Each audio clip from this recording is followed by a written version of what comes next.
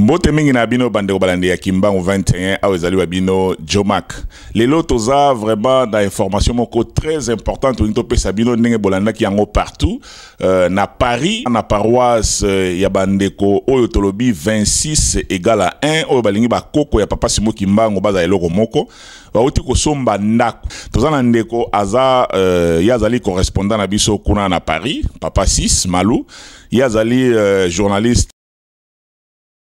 TV international donc ye nde tozana na ligne ndenge bozomo na yowana ya kopesa biso mwa ba détail ya makamunyo so ndenge yango esalami papa si mbote na mbote mingi papa Jomak.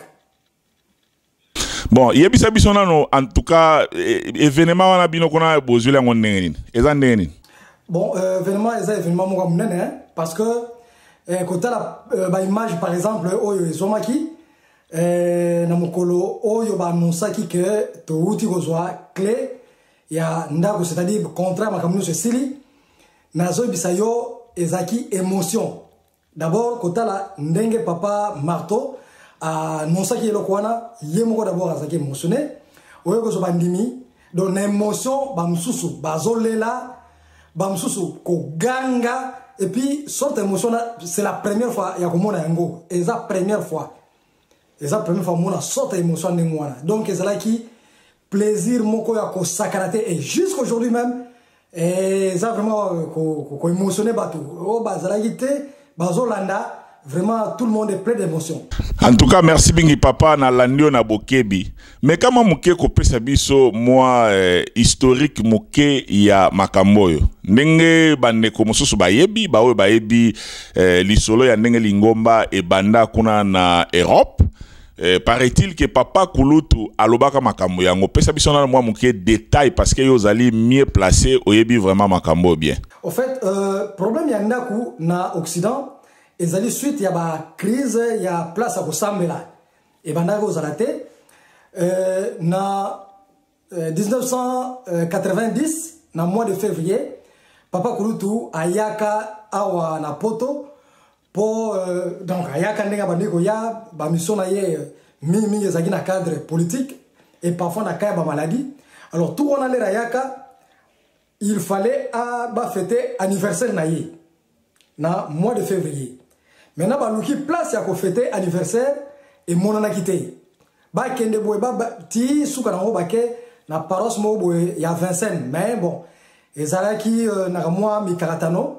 C'est comme ça que papa Kulutu aye ko bisaba que non, il faut boluke la tata nangai et sika mpoete bosamelaka. Alors et loko na le lobami na mois de février na septembre. Le 12 septembre papa Mfumalongo ayaka a répété loko on appelle susu na le 14 pour le 12 zaka vendredi le 14 septembre wana le 14 septembre oui. Nde bayaki ko non c'était au mois d'octobre nde bayaki ko sala ntinsani ya liboso pona ko bongisa makambo ko somba esika na lero wana na batata oyo bazalaka na tangwana papa Mfumalongo akei mais esimba kaka te ti na na bambule leki ler baye ko sala résidence ya papa Mfuambanza na Nkamba. Il fallait basala inauguration nango. Alors délégation oyo elongwakawa ezana kati na pasteur paroissial les on a déjà Saint-Denis na Viroflay eza déjà il y a deux paroisses au niveau à Paris mais responsable de Viroflay là comme il y a papa Sébastien Batoba a yebisi papa ba doléance kaka ndenge zalaka ko yebisa papa que to memi bambetu photo bambetu yango yo pe to sala ba doléance ya ba passe to sala ngo ne papa Mfuambanza a répété lisusu likambo yo papa Kulutu alobaka na février 90 papa Mfumalongo alobaka en octobre 90 papa Mfuambanza aye ko répéter yango aye ko lobeke nyonso na poesila eza eloko kaka bolukea tata na ngai esika bosombela esika pona tata na ngai nde bokomona nguya ya Nzambe. Voilà. Alors, bato soki bakanisi biloko nyonso na donc baza plein d'émotions. Ya kokokisa maloba oyo ba papa ba insistant nango. Voilà. Donc à peu près historique ya likambona ya ngwana donc bato bakokisi maloba oyo ba papa ba recommandaki po na batu moko pe na masolo ba mususu papa yebisa bango ke non soki bozwi esika te bokosilisa ba mabulu ya metro pona kotambola sali bokozana esika te bokena metro boye lelo bokena sala eza na metro boye lelo bokena sala na metro mususu bokosilisa ba metro mais soki bozwi tata nanga esika ekozala en permanence bokana kosambela place wana mais mfuambanza kobakisa nde bokomona nguya ya nzambe. Ok, papa sis nalandio na bokebi mingi na makamnyo solobi omoni makambo biso tosalaka awa ezalaka tozokoma en même temps histoire bato bakoya bazwa yango na RRT mingi makambo oyo tolobaka ebongaka pe mbala mosusu topesaka ba trace na masolo nyonso oyo beti tango papa Kulutu azoloba yango est-ce que ozana ba kombo ya bato oyo bazali en vie lelo oyo baza ke tokoki kobenga bango tozwa ba témoignage ya makambo wana nyonso lobi? D'ailleurs ndenge ka ozoloba wana parce que ngape nazala problème ya authenticité ya histoire que na luka penza bato mais bato déjà bazali ba kombo ezali bato nyonso bazalaka na bane wana toza par exemple na papa Ntimba Diangenda toza na papa Nzuzi oyo bazaba mapasa ya jeteki oyo bazali awa toza na papa Evala oyo ya surveillant tozali na papa Lutukebi tozali na papa Seba oyo nga na uti kotanga tozali na papa Labi tozali na papa président ya jeteki papa Patrice et bamususu pe bazali bandeko na biso bazo samba 3 mingi bazali o bazalaka na moment wana o maloba wana eloba maka. En tout cas, merci mingi na bino bandeko bozolanda biso ndenga tolobi makambo biso tolobaka ngana za na confiance ya papa sis pambate azali mutu moko ya pambate amemaka makambo ya lokuta te nyonso tozopesa bino atolingi nde tomemela bino lisolo ndenge nini makambo yango ezali pambate toyebi mingi bakomemaka makambo na bilili makambo tosalaka awa soki si tokotisi yango na ligne ekomi déjà archive même ta olongoli yango yebake bato bazokopie yango bazali bazolanda yango ndenge ezali ndenge tangi ba kombo ya bato yo ya tangi ba papa Ntimba ba papa Labi bato nyonso baza bato bazali en vie soki bo vérifier information bo moni ke ezali ndenge wana te bo bengi biso comme ça tokoyeba ko sala correction pona to pesa bino ba vraie version ndenge nini makambo yango ezali menga naza na confiance na ye à 100% na yebi ke ba version onyo se azo pesa ezali penza ndenge wana mais papa 6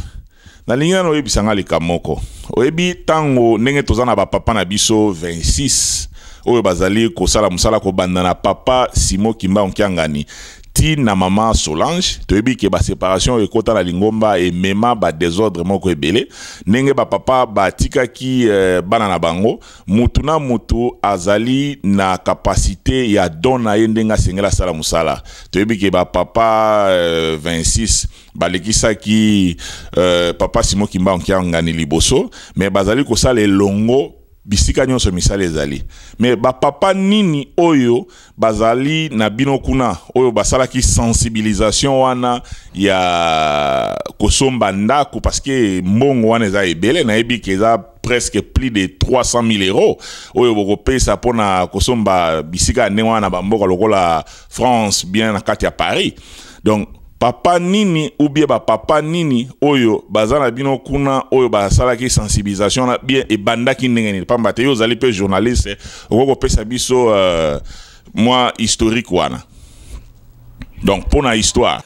Merci mingi papa Jomak na bandi na niveau d'abord ya Paris place Tovandi tozali na papa Martorel Diangenda tozana maman Christine Diangenda et puis tozali na maman Nelly Diangenda. Donc dès le départ net na niveau ya Paris bango bato bazalaki ko telemela likamwana po bato basala penza effort à tout moment bazo rappeler biso que pour de fois bokoya nda nzambe boye po bosambela ba biso no non bosambela te po na bosana ki ke fallait boya c'est-à-dire nkolo sala yebisi bino nzoka nde po azwi mbongo ya mutu mususu amoni ke mbongo mutu wana eza ebele par rapport ya location bino bongabo louesa na mkolo wana. Voilà. Alors moi à chaque fois ezala ba maman ezala papa bazo rappeler biso ke il faut tozwa esika na biso soki tozwa esika te eza pasi et puis bazo rappeler biso tout moment que soki bolingo pe ezakati na biso te eza question mbongo te nini te mais d'abord tozala na bolingo soki bolingo ezate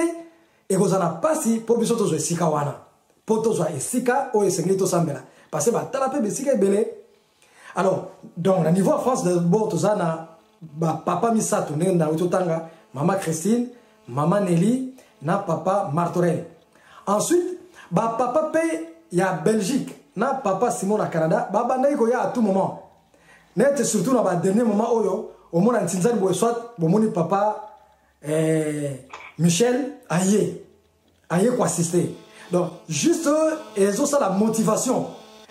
pour balanda vraiment évolution les kamongo ezo kende ndenge. Deux fois papa Sami akiti aye ko sala musala wana. Deux fois pe dernièrement maman Émilie ayaka. Voilà. Donc bah travailler vraiment en communion. Il y a on a à tout moment même crime ko ezali wa kutuke. On peut être plutôt dans l'unité on devient fort. C'est-à-dire na katia unité même si nous sommes mutazana likanisinaye mais les besoins na katia unité force ezala ne mususu. Donc bango nyoso ba papa en tout cas ba contribuer pour tozo esika oyo. En tout cas, merci mingi papa si nalandi ba éclaircissement na yo. Et là on na zaki nango dalinga ki o mekama mke ko éclaircir na bandeko parce que yo zali moto zali pembeni. Est-ce que ba difficulté nini ba papa bazala ko kutana nango pamba te toyebi nenge ba papa batamusaka biso na simplicité o bazala kanango toujours ba difficulté o ba kutana nango toyebi mbala mususu ba résistance. Est-ce que makamoko ya pasi ezalaki neti mwa ba négligence neti mwa ba koloba loba tebi ke l'air na yebi ke 8 ans au mwa mulai pona mbongo ya ndenge wana ekangama. Est-ce que ba difficulté ezalaki? Est-ce que bandi musu banda ko beta mabako ke tozo sala bantinsani tozo mona est-ce que ba biloko na ezalaki pesa biso na no mwa muke éclaircissement? Bon ça c'est vrai mais je ne veux pas trop m'attarder na yango. Mais il que ma difficulté zanga quitté hein ma papa ma zanga qui difficulté parce que nous sala nyo so nzambe ils ont toujours buté na contre-coup au Satan atiaka pe tango agisaka agir pe kaka na kati ya nzoto ya batu parfois sans que batu na ba yebake agissement nazo sala ezali Satan mutazo ko utiliser ngai ba papa ba cholami pe hein kamwa mingi na likambo yo ya kozonda. Là, on doit se le dire, c'est une vérité. Bamsusu na fait bozo mona ke ndenge église a divisé, bamsusu non ndaku toko sombate parce que leur papa peut sa promesse, tous ala biso nyonso ensemble, donc na ndenge tous ala lo ba o ngambu et lo kone ko sala maté. Mais ba papa ba lui non, lelo mutu soki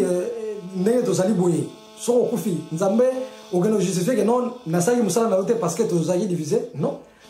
place yo zali sala musala tata nzambe ndenge esengeli yo sala yango. Donc difficulté boso ezaki d'ordre ya ndengwana ba mususu na ba doute wana et ba mususu pe bo bazala ke batale la kabatu na minoko hein c'est-à-dire ah ateni na minoko ah teboy papa ça nini donc voilà c'est-à-dire ko kanisela ba papa mabe parce que première fois ndaku mo botonga to zwa et ça là que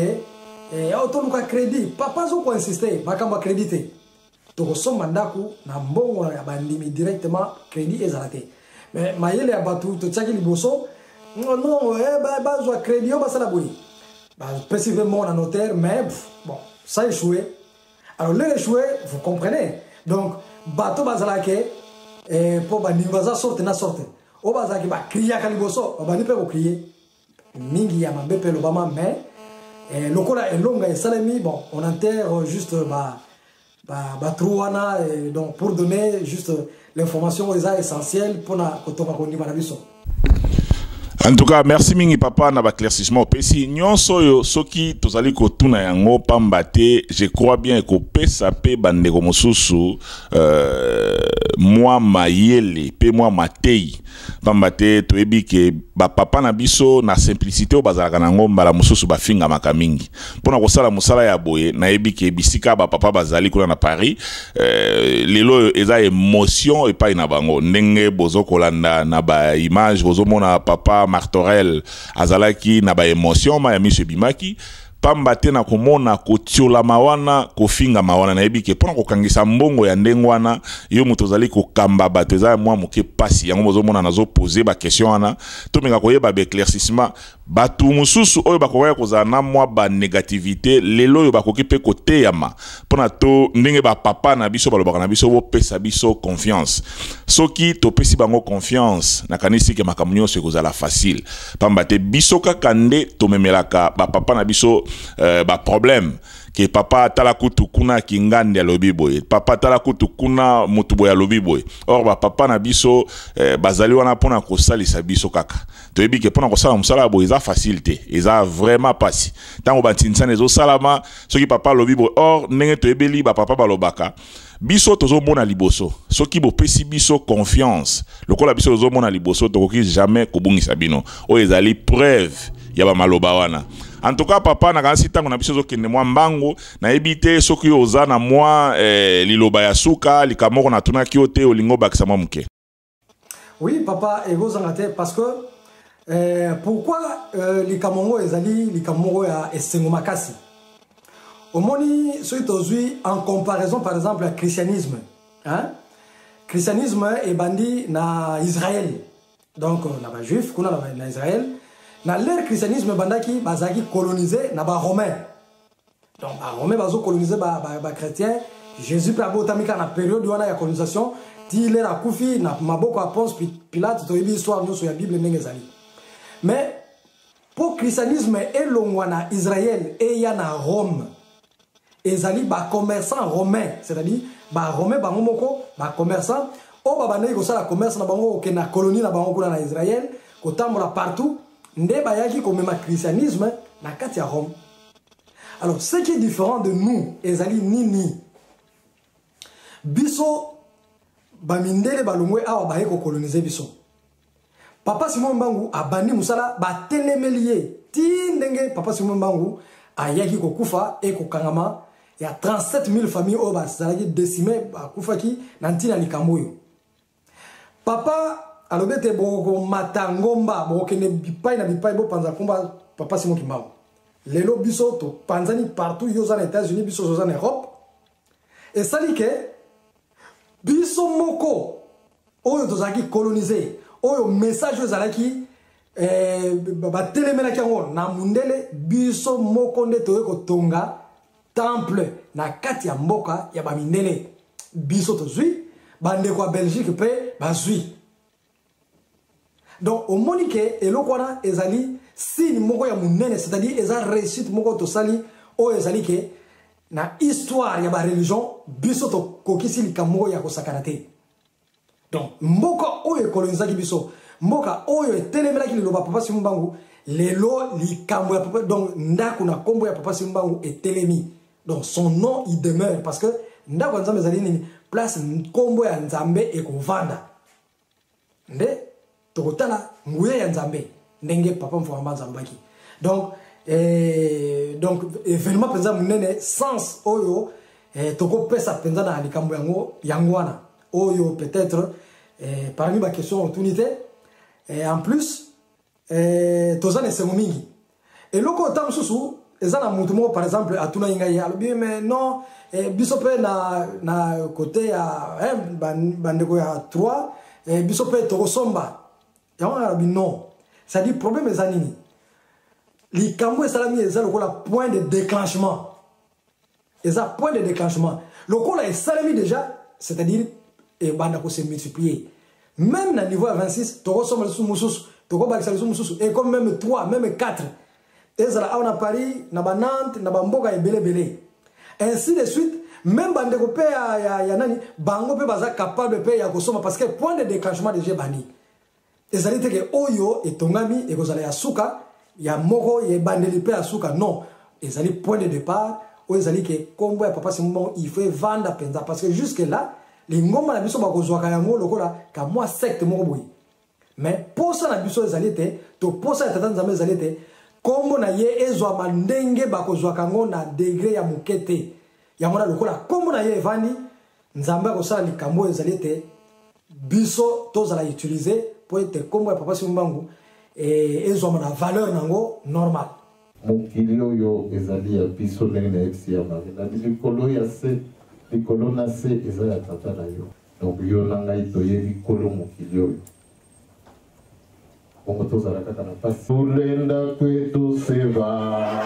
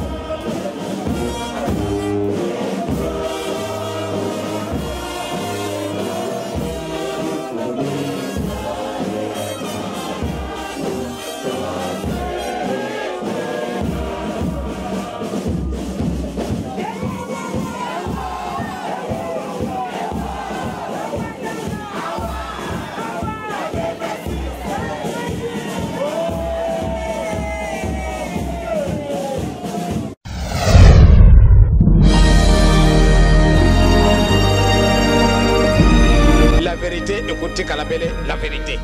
Les mensonges resteront toujours les mensonges. Tazareko Kende, qui vivra verra.